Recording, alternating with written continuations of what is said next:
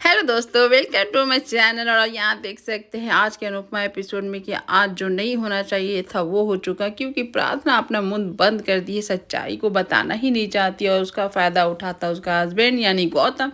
और यहाँ गौतम अपने आप को इतना इनोसेंट दिखा दिया होता है कि अब इसको गलत प्रूफ करने का कोई चारा नहीं है, क्योंकि यहाँ प्रार्थना ही हर चीज़ को नकार देती है, गौतम को सही बना देती है। यहाँ अंश एकदम से गुस्सा जाता है प्रार्थना पर कि अरे आप जैसे इंसान को अगर साथ देना पड़े तो ना ही दे तो अच्छा है, जो अपने अपने लिए नहीं खड़ा हो सकता दूसरे के लिए क्या ही खड़ा होगा। यहाँ हानू मैम अपनी बेटी के शादी करना सोचकर तुम्हारे लिए खड़ा हो रही है, लेकिन तुम में इतनी हिम्मत नहीं है कि अपनी सच्चाई बता सको। लेकिन यह प्रार्थना पर कोई असर नहीं पड़ता, क्योंकि इतनी डरी हुई इतनी सहमी हो कि वो अच्छी बेटी और अच्छी बीवी बनने का मतलब कंटिन्यू अपना कार्यक्रम शुरू करती है। और यहाँ पर वसुंधरा और ये सब एकदम गुस्सा करते हैं कि ये लोग मेरे दामाद पर गलत लांछन लगा रहे होते, ये कर रहे होते। यहाँ पर जब वो बोल रहा होता है अंश प्रार्थना को, तो यहाँ पर बोलता है गौतम कि तुम मेरी बीबी के पीछे क्यों पड़ जाते। मतलब यहाँ पर अंश को भी गलत नीयत का ये लांछन लगाता है। यहाँ अंश एकदम से गुस्सा आ जाता है प्रार्थना पर, प्रार्थना को बहुत कुछ बोलता है, लेकिन फिर भी प्रार्थना कुछ नहीं बोलती है, सिर्फ रोने के सिवाय और कुछ भी नहीं करती है। यहाँ पर सभी एकदम से गुस्सा हो जाते हैं कि क्या इस प्रार्थना को कितना बोलने पर प्रार्थना कुछ नहीं बोलती है। यहाँ पर एकदम से पराग गुस्सा होकर बोलता है मेरे दामाद पे इतना बड़ा इल्ज़ाम लगाने के पहले आपको 10 बार सोचना चाहिए था कि आप क्या लगाइए। आप माँ बेटी का हर हरकत को मैंने झेला है, ये किया है, लेकिन आज लोग आप दोनों ने हदें पार कर दी हैं, ये कर दिया। यहाँ पर वसुंधरा भी वही राग अलाप रही होती है कि आपने जो किया सही नहीं किया। अरे आपने अपने घर मेरी बेटी के दुख और सुख के बारे में सोच रही है, अपने घर के बारे में सोचिए ना कि आपकी बेटी लोग कैसी है। एक बेटी तो हर बार कितना बार घर छोड़ के भागी, और एक है जीजा से ही प्यार करने लगी, और एक है जो अभी मेरे बेटे मतलब कि ईशानी का बोला जा रहा है कि किस तरह से वो राजा पे लाइन मार रही है। और इस तरह से वो जो भी वसुंधरा बोली वो तो भाई सच सच बात ही था, लेकिन यहाँ संस्कार का ही बात उठ रहा होता। यहाँ बाबूजी बा ये सब सुनकर हैरान हो जाते हैं सीता और राजा की बातें। और वहाँ देखिए अगल बगल सब घर बाहर के लोग ही सब सुन रहे थे। यहाँ वसुंधरा बोल रही आपके चलते हमारा इज्जत तार तार हो रहा है, आपने जितने बड़े इल्ज़ाम लगाए आपको सोचना चाहिए था क्या बोल रही है क्या नहीं बोल रही है।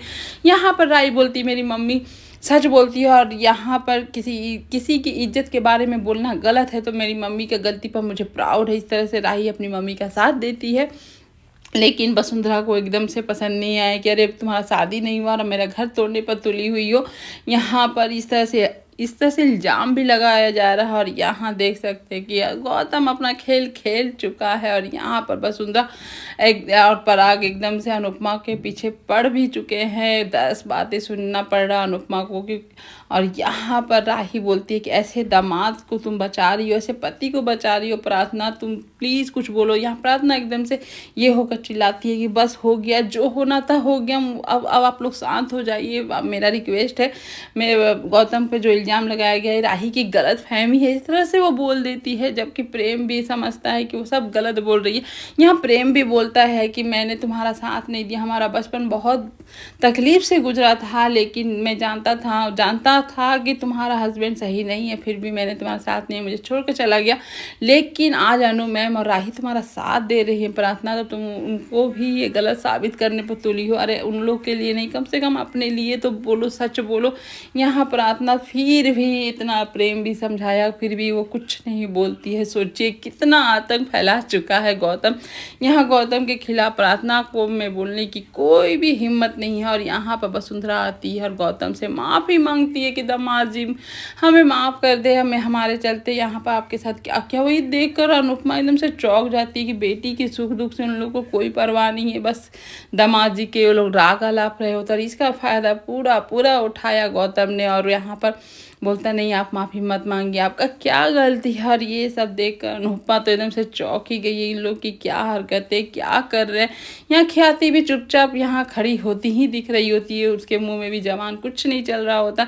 यहाँ अनुपमा की बेचारी इतना बोलने और कहने से भी, थप्पड़ मारने से भी कोई फ़ायदा नहीं होता, उल्टा उसके ऊपर और उसकी राही के ऊपर ही इल्ज़ाम पे इल्ज़ाम लग रहे होते हैं।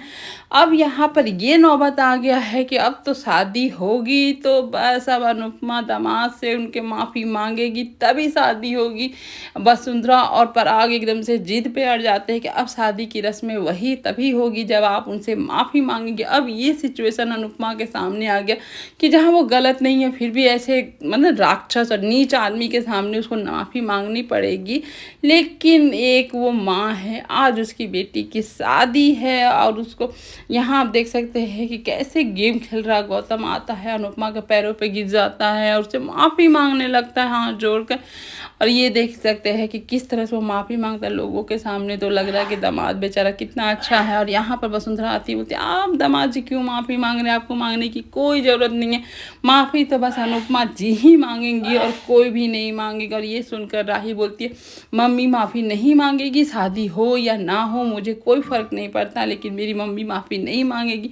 और ये सब देखकर अनुपमा चारों तरफ ये देख रही होती है नज़ारा कि सब मतलब कि क्या हो रहा है। आज उसकी बेटी की शादी है। यहाँ प्रेम भी एकदम से गुस्सा कर देता है कि अनु मैं माफ़ी नहीं मांगेगी, आप अपनी वाइफ को लेकर यहाँ से जा सकते हैं, ढोल नगाड़ा सब लेके जा सकते हैं, मैं तो अपना दूल्हा हूँ और दूल्हा दुल्हन के लिए बिना तो जाएगा ही नहीं। इतना सपोर्ट करता है। और यहाँ पर वसुंधरा देखिए कैसे चिल्लाती है कि माफ़ी तो आपको मांगनी पड़ेगी तभी शादी होगी, मतलब शादी के और सारे रस्म रिवाजें होंगे। और इन लोग को इस तरह का करते देख अनुपमा एकदम से ही हो जाती कि आज उसकी बेटी का इतना बड़ा दिन है और उसके चलते ख़राब ना हो जाए, इसके लिए अनुपमा बहुत कुछ सोच समझ रही होती है। उसके दिमाग में बहुत कुछ चल रहा होता है, चारों तरफ अपनी आंखें घुमाती है तो देखती है कि उसकी बेटी की खुशी इस किसी और तीसरे के कारण ना ख़राब हो जाए। और यहाँ बाबूजी को देखती है तो बाबूजी भी इशारा करते हैं कि मांग लो, ये सब चलो बच्चा के लिए कोई कुछ भी कर लेता है। यहाँ अनुपमा हाथ जोड़ के और भारी मन से उस इंसान के सामने माफ़ी मांगती है जो इंसान को थप्पड़ से क्या पैर लाते लात देना चाहिए। लेकिन जब माफ़ी मांगती है तो यहाँ राही चिल्लाती है, राही को रोक कर अनुपमा माफ़ी मांगती है कि माँ, और माफ़ी मांगते समय एकदम से ये लग रहा था कि माँ अपने लिए तो जीती ही नहीं है, बच्चों के लिए अपना सर भी कटवा दे तो लोग ना माँ के लिए बहुत ही कम है। इस तरह से देख सकते हैं आप अनुपमा किस तरह से इस इंसान घटिया इंसान के सामने जब माफ़ी मांगती है तो ऐसा माहौल होता है, ऐसा सिचुएशन रहता है कि अनुपमा के आँख में आंसू और आँख में गुस्सा भी है कि किस इंसान के सामने आज बेटी के लिए। और अनुपमा का माँ बेचारा अंश भाई है, वो भी माफ़ी मांगता है। सारे घर वाले फिर हाथ जोड़ के खड़े हो जाते हैं, भाई आज भी वही रस्म है कि बेटी वालों को झुकना ही पड़ता है। और ये सब देख कर प्रेम को एकदम से अच्छा नहीं लगता है तो राही को क्या ही अच्छा लगेगा। यहाँ प्रार्थना आ जाती है कोने में रोने के लिए, इसमें तो इतना ही, इसके चलते ही आज जो हुआ सो हुआ। और उसका फ़ायदा उठाता है गौतम आके फिर से उसको डराता है, धमकाता है और बोलता है तुम आज बहुत अच्छा किया, वेल डन, अच्छी बीबी हो, अच्छी बेटी हो। और यहाँ पर मीता एकदम से गुस्सा में आती है और बोलती है तुम्हारा और इशिता का कोई चक्कर चल रहा है तो नहीं चलाना। और यह माँ जो बोलती है झूठ नहीं बोल सकती है, जबकि यहाँ पर सॉरी या राजा का बोलना होता है कि वो झूठ बोल रही है, बाबा को गलत फहमी हुई। यहाँ पर मतलब मीता एकदम गुस्से में कि मैं ऐसे फटीचर लोग को बहू नहीं बनाऊंगी, साफ साफ सुन लो, अपने कैरेक्टर अपने जितने लेवल है उतने ही लेवल की मैं बहू लाऊंगी। सब सुन लेती है माँ बेटी, यानी कि पाखी और इशिता दोनों। यहाँ पर आप देख सकते हैं कि एकदम से गुस्सा है पराग की, सोशल मीडिया पर सब बातें तो नहीं जाएगी, हम लोग रोक लिए, लेकिन अगल बगल के लोग कितने हंस रहे हैं, क्या क्या बोल रहे हैं। मैं कभी भी अनुपमा और राही को माफ़ नहीं कर सकता हूँ। यहाँ रस्में स्टार्ट हो जाती है, दोनों दूल्हा दुल्हन की रस्में स्टार्ट हो करने लगते हैं अलग अलग बैठकर।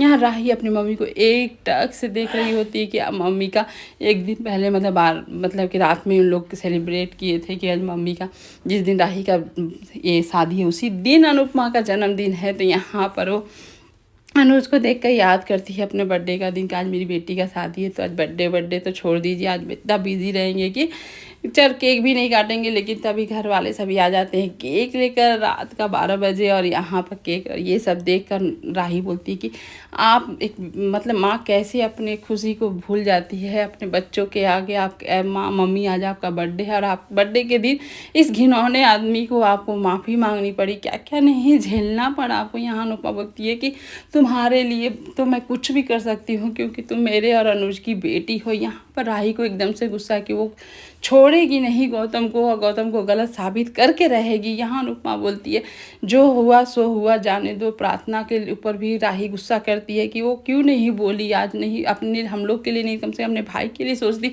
यहाँ पर अनुपमा बोलती है उसकी कोई मजबूरी होगी जो हम लोग नहीं जानते हैं, उसकी चुप्पी को भी हम लोग इज्जत दे सकते हैं, लेकिन तुम अब जा रही हो तो उसका ख्याल रखना, गौतम को ये गौतम के से बचाना, उसके कहर से, और उसको समझाना। तो शायद हिम्मत आ जाए, आज नहीं तो कल। मैं माफ़ी मांगी तो इसका मतलब मैं उसको भूल नहीं गई, मेरा जंग ख़त्म नहीं हो गया। इस तरह से अनुपमा राही को समझाती है और बोलती है कि अपने घर में अच्छे से रहना, हर बात को जंग में ही नहीं लड़ा जाता, प्यार से भी समझाना, प्यार से नहीं माने तो समझना। अनुपमा की बेटी हो, कैसे भी समझा ही सकती हो। इस तरह से अपनी बेटी को समझाती है। यहाँ पर बेटी को बोलती है कि तुम जब भी देखना तो मम्मी तुम्हारे साथ रहेगी, बस उस समय तक अपने घर गृहस्थी में मत याद कर लेना, क्योंकि घर गृहस्थी में मैं तुम्हारा घुसना नहीं चाहती हूँ। तुम अपनी घर गृहस्थी अपने ही संभाल, बस तुम्हारी जब तकलीफ़ें होगी एक आवाज़ दिल से लगाना, मैं तुम्हारे सामने रहूँगी। राही और राही को इस तरह से समझाती है और प्रार्थना को साथ देने के लिए बोलती है, हिम्मत देने के लिए बोलती है। राही भी अपने ठान लिए कि गौतम को छोड़ने नहीं वाली है। आज का एपिसोड यहीं पर ख़त्म होता है। Thank you.